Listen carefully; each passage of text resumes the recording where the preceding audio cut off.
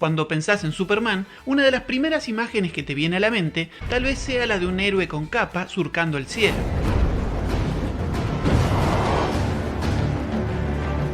Es casi imposible imaginarlo sin la habilidad de volar, pero lo cierto es que originalmente Superman no podía volar.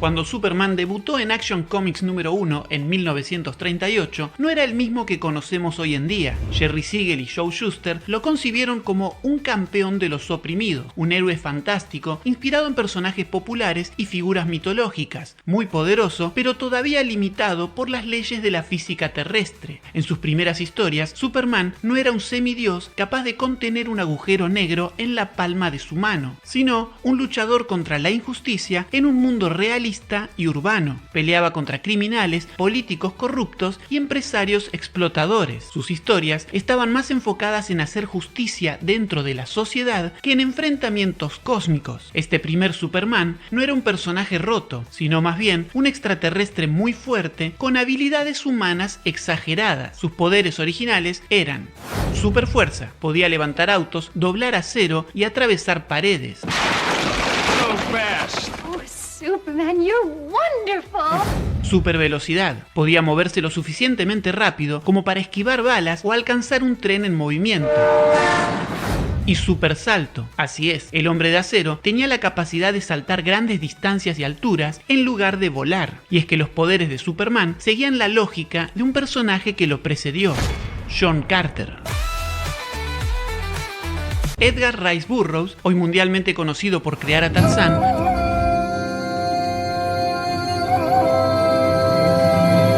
publica en 1912 A Princess of Mars, una novela en la que nos presenta a John Carter, un soldado de la Guerra Civil estadounidense que al llegar a Marte adquiere fuerza sobrehumana y la capacidad de dar saltos gigantes debido a la menor gravedad del planeta. Estando en Marte, se convierte en un poderoso guerrero que lucha por la justicia y la libertad.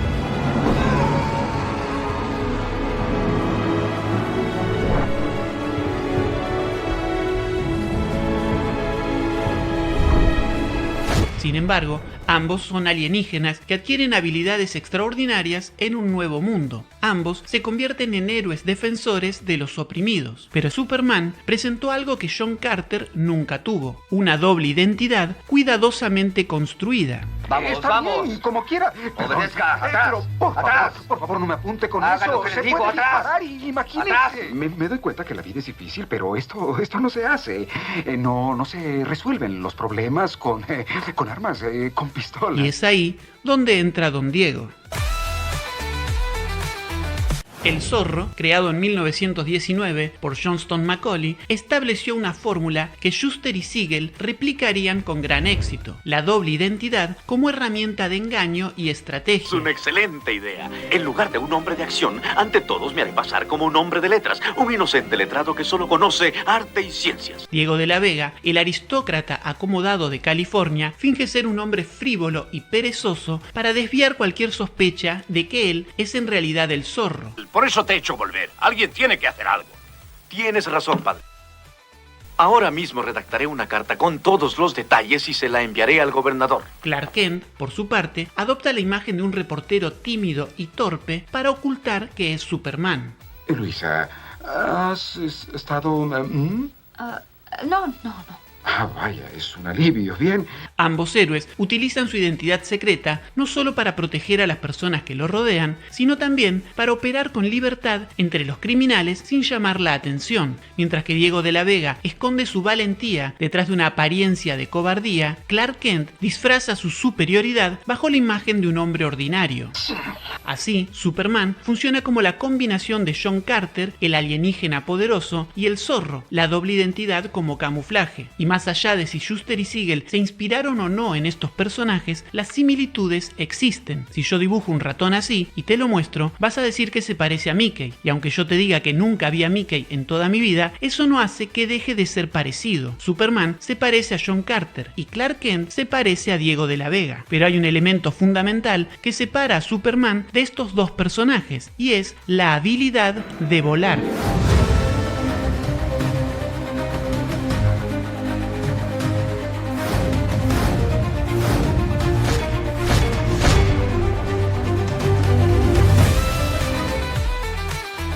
Los hermanos Fleischer, Max y Dave, fueron pioneros de la animación en las primeras décadas del siglo XX. Juntos fundaron Fleischer Studios y revolucionaron la industria con su enfoque innovador y sus técnicas avanzadas. Upon this new apparatus, actual scenes are constructed to convey the idea of depth and to permit the movement of backgrounds. Entre sus contribuciones más importantes al campo de la animación se destacan la creación del rotoscopio, el sonido sincronizado en animación, primer personaje animado con personalidad propia, el uso innovador de la animación en color, incorporación de escenarios tridimensionales, animación fluida y realista con efectos de luz y sombra, y la combinación de películas live action con animación.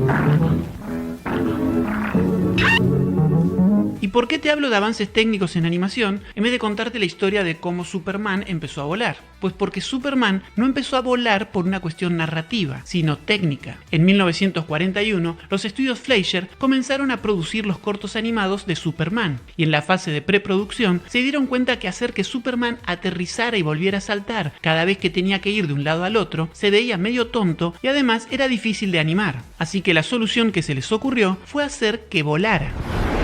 Pidieron permiso a DC para cambiar la mecánica del personaje y funcionó bien. Los cortos animados de Superman fueron un éxito y se volvieron muy populares, lo que llevó a que los cómics adoptaran la idea. Y para finales de los años 40, Superman ya volaba en todas sus apariciones.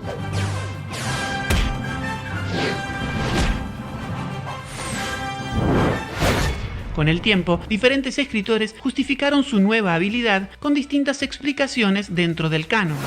Su biología kryptoniana avanzada, la evolución de su supersalto, o incluso la idea de que generaba un campo gravitacional propio.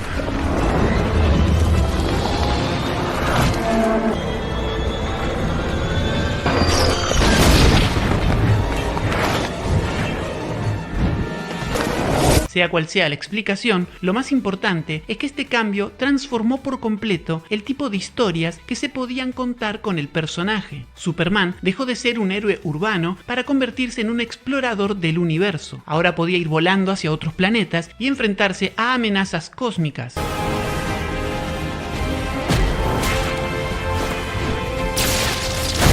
Lo que comenzó como una decisión práctica dentro del campo de la animación terminó convirtiéndose en uno de los rasgos más emblemáticos del personaje.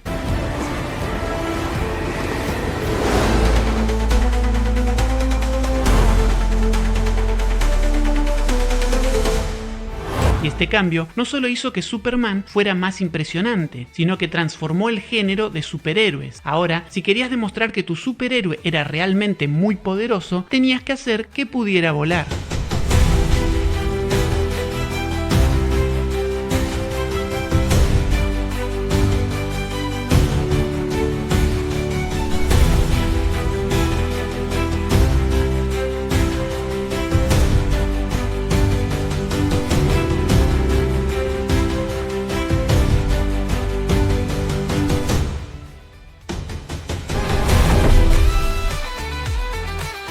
Y ahora que ya te mostré cómo el primer Superman compartía elementos con John Carter y el Zorro, quiero señalar algo. En ningún momento de este video usé las palabras copia o plagio. Eso se lo dejo a los que no tienen capacidad de criterio. Los mismos que ven el póster de dos películas animadas con hormigas y gritan es un plagio. O ven esta imagen de Simba y de Kimba y dicen es una copia. Superman no es un plagio de John Carter ni del Zorro. Es un personaje original que combina ideas preexistentes y las convierte en algo nuevo. La creatividad no es un poder místico que solo poseen unos pocos elegidos sobre la faz de la Tierra. La creatividad es la habilidad de conectar ideas, combinarlas y desarrollarlas. Spider-Man es un personaje original, ¿no es cierto? Pero Stan Lee no inventó a los adolescentes con problemas ni a las arañas. Stan Lee combinó a un adolescente con problemas con una araña. Y como su trabajo era crear cómics de superhéroes, creó un superhéroe de cómic. Y lo hizo con creatividad y la ayuda de Steve Ditko. Shuster y Siegel no crearon un Superman que volaba, pero adoptaron la idea de los hermanos Fleischer cuando reconocieron el valor que esta habilidad le agregaba al personaje. Y desde entonces, Superman puede volar. No puedo terminar el video así. Espera. Y desde entonces, Superman puede volar.